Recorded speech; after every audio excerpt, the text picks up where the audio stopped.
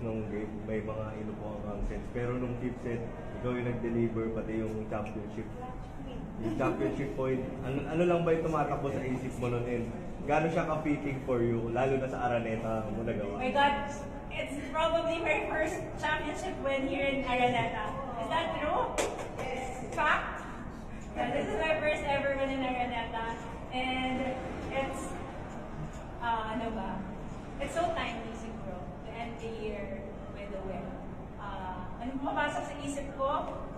Simula pa lang, umaga pa lang today, sinasabi talaga natin 1 point at a time. And I guess ang nasa isip ko lang nun, pag pinasok ako ni Coach, gagawin ko lang din yung trabaho ko para pag-coach.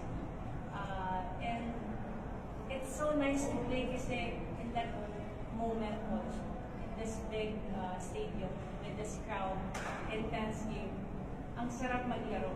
So, iniisip ko lang